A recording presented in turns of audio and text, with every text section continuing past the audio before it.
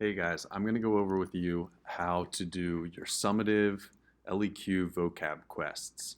Now, these are going to be important. They're going to be a summative grade that we take really seriously and can really help you out in this course. Okay, so when you see this, the first part is always going to be the LEQs. So let's take LEQ 1. How and why do we analyze sources in social studies? Each question needs to be answered in 4 to 5 sentences and use details from the class materials. That's really important. So here's what you don't want to do. How and why do we analyze sources in social studies? Google. Okay, first thing I pull something up, I copy it off of that.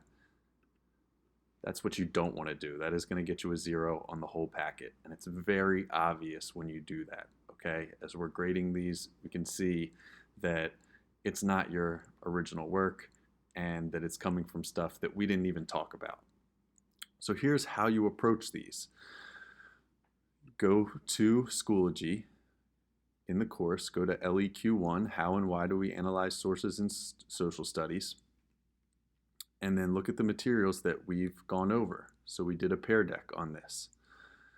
So let's let it load. And then you'll see LEQ 1 there. How and why do we analyze sources in social studies? So if I click through, there we go. Why analyze sources? So you're going to put some of these reasons down.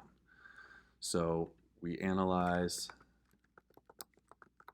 sources in social studies to learn new information, avoid bias.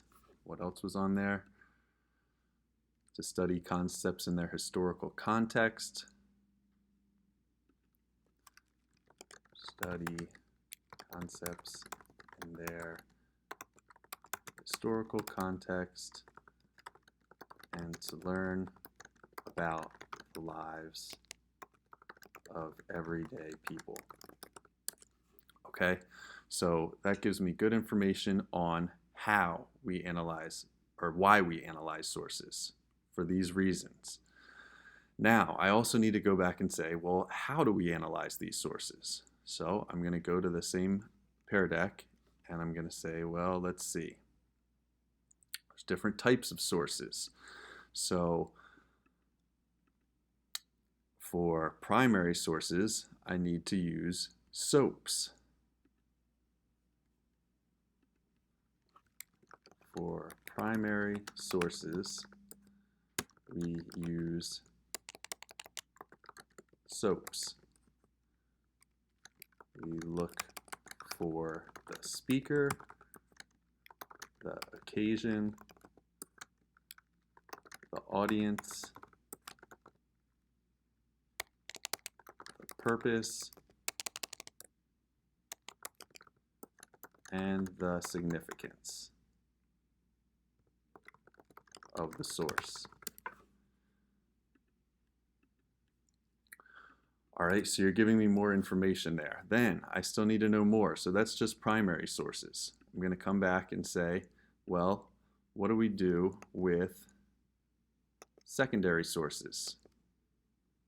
Or what do we do with political cartoons? So for example, I can go back and say, for political cartoons, we analyze them using Spelk. And then I can go back and I'm going to continue and say what Spelk is. The symbols, people, exaggerations, and so on. So you are going to give me 4 to 5 sentences explaining this based on what we learned in the class. That is very important. And then you're going to go and do the same thing for LEQ 2, the same thing for LEQ 3. So as we're going over information, it's good to go back to the source, go back to the notes, whatever we used, whatever assignments we did, and to complete the assignment that way.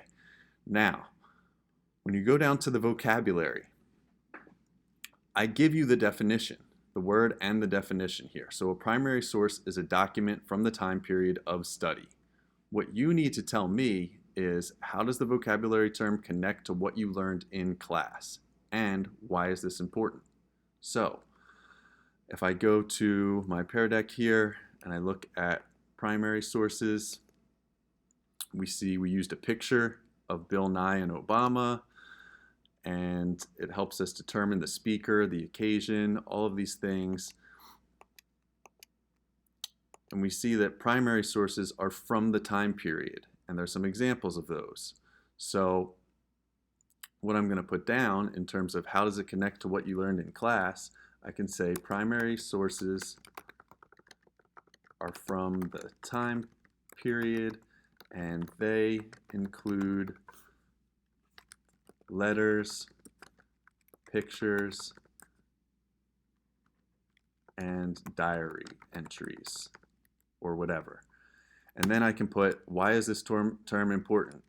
It's important to study primary sources because they show us how people were thinking and feeling during that historical time period. Okay, so you're going to have your own version of this. It's not going to look exactly like this, but you need to give me complete sentences, 1 to 2 sentences telling me how it connects to what you learned in class and why the term is important. So please, please, please, when you do these, do not use Google. Do not use a friend, all right? It's very obvious when you copy something and I have typos that look exactly the same coming from 2 different students. Please just go back in your notes, do this the right way, and these are summative points. So they're going to be very important. We're going to do them for every concept, every unit. So they're really easy points if you just take your time and go through and do them diligently. Also, when we have summatives in here, you're able to use your vocab quest on the summative. So the better that you do on it, the better chance you're giving yourself to have a good grade on your summative. All right?